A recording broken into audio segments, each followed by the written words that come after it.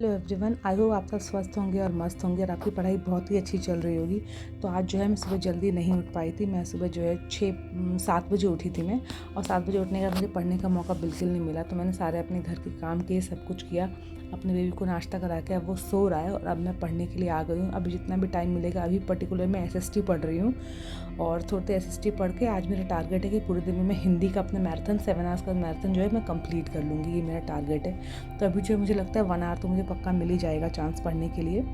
देखते हैं क्या होता है। तो ये 2 घंटे पढ़ने के बाद मेरा बेबी उठ गया था। फिर उसका टेक केयर करके दोपहर का खाना पा के सब कुछ करके जो है अब जो है रात को मुझे मौका मिला है 10 बजे पढ़ने का।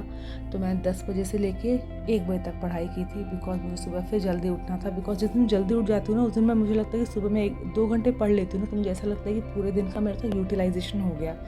और एवरीडे जो मैंने अपने को टारगेट दिया कि 7 आवर्स का मैराथन मुझे हर एक सब्जेक्ट की कंप्लीट करनी ही करनी है, तो वो भी एक मेरे ऊपर जो है पॉजिटिव इम्पैक्ट करता है और मैं उसको कंप्लीट करती हूँ। लास्ट डे मैंने इंग्लिश की कंप्लीट की थी, आज मैंने हिंदी की कंप्लीट कर ली है और हिंदी का कंप्लीट किया है विद नोट्स मैंने कंप्लीट कर लिए, सो दैट आने वाले एग्जाम्स में अगर कभी नीड हुआ तो मैं इन नोट्स का यूज़ कर लूँगी। बिकॉज बिना नोट्स बनाए मेरे से पढ़ाई एक्चुअली होती नहीं है। तो उस चीज़ को जो है मैं मैनेज कर रही हूँ।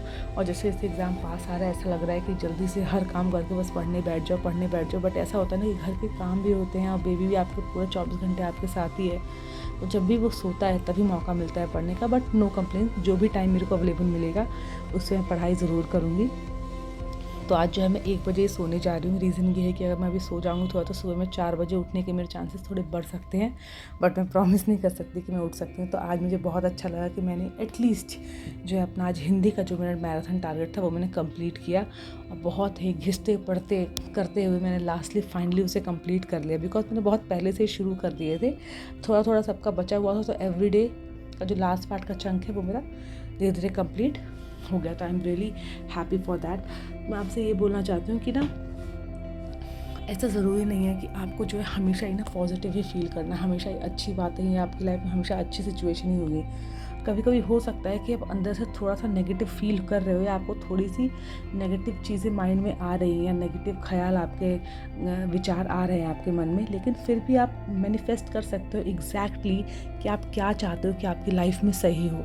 क्योंकि अभी एट प्रेजेंट क्या है कि मैंने प्रिपरेशन अच्छे से की नहीं, तो अभी जो मेरे मन में बहुत ही ज़्यादा थोड़ा सा नेगेटिव थॉट ही रहता है कि गुंजन, तुम अभी सिर्फ अपने पढ़ने पे दैट दे रहे हो, बाकी बच्चे एमसीक्यू भी कर रहे हैं, प्रीवियस ईयर क्वेश्चंस भी कर रहे हैं, तुम वो नहीं कर रहे हो, तुम सिर्फ अपना ये पार्ट ही कंप्लीट कर रहे हो so that you can qualify. तो ये थोड़ा सा नेगेटिव मतलब माइंड में ना ये नेगेटिव चीज़ चलती रहती है कभी बैक ऑफ द माइंड कि अरे यार कैसे होगा, सब बच्चे 8-8 घंटे 10 घंटे पढ़ रहे हैं, तुम 4 घंटे भी निकाल नहीं पा रहे हो, तुम कैसे कर पाओ, कैसे, मतलब अपने खुद से ही जो है ना अपने आप को क्रिटिसाइज़ कर नेगेटिव थॉट रखता है। बट फिर भी मुझे ये पता है कि मुझे ये करना है और मैं ज़रूर करूँगी। जैसे ही मेरे माइंड में ये नेगेटिव थॉट, मेरे को लगता है कि नेगेटिव का पारा जो बढ़ गया है और मैं अब अपनी पढ़ाई पे फोकस नहीं कर पाती हूँ, तो मैं एकदम रुक जाती हूँ। फिर मैं सोचती हूँ कि चलो अब मेरे माइंड में एक ख्याल आ रहा है, तो एट प्रेजेंट मैं क्या कर सकती हूँ, तो एट प्रेजेंट से मैं पढ़ सकती हूँ। क्योंकि अभी मेरा एग्ज़ाम निकल जाए उसके बाद मैं अपना कोर्स भी सकती हूँ, गिल्ट कर सकती हूँ, बुरा मान सकती हूँ, अपने पे बहुत ही अपने पे क्या बोलते हैं उसको, दया खा सकती हूँ। ये सारी चीज़ें मैं कर सकती हूँ। बट अभी एट प्रेजेंट जो है मैं जितना टाइम अपनी पढ़ाई को, अपने स्टडीज़ को दूंगी, वही मेरे एग्ज़ाम में जो है हेल्प करेगा। मेरे एग्ज़ाम को पर्टिकुलरली रीज़न ये है कि मेरे एग्ज़ाम को एट प्रेजेंट जो है क्या चीज़ हेल्प करेगा, वो सिर्फ मेरा पढ़ना ही मेरे हेल्प को इम्प्रूव कर सकता है। मेरी पढ़ना ही मेरे एग्ज़ाम को इम्प्रूव कर सकता है और कुछ भी इम्प्रूव नहीं कर सकता। बस जैसे ही मेरे माइंड में अपने आप को मैं ये लाइन बोलती हूँ ना, मेरे अंदर की जो थोड़ी सी नेगेटिव जो फील है वो कम हो जाती है।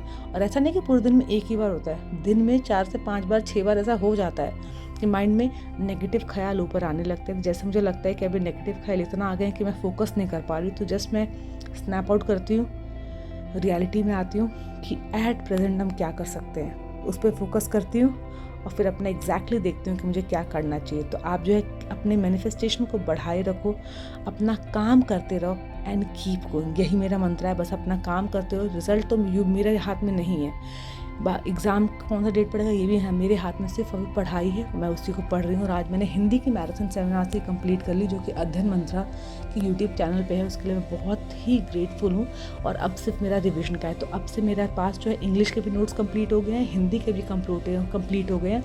अब मैं दोनों का रिवाइज जो है साथ में करती जाऊँगी। तो आज जो है अब जो है बज रहे हैं 1:15 हो रहा है। ये वॉइस सॉरी इतना मेरे को वही सेम डर वाली चीज़ इतना ज़्यादा आ गई ना कि मेरे से थोड़े से वर्ड ना मिसस्पेल हो जा रहे हैं। तो ये वॉइस रिकॉर्डिंग करने के बाद अब मैं सोने जा रही हूँ, फिर सुबह मैं कोशिश करूँ कि जल्दी से जल्दी उठ पाऊँ।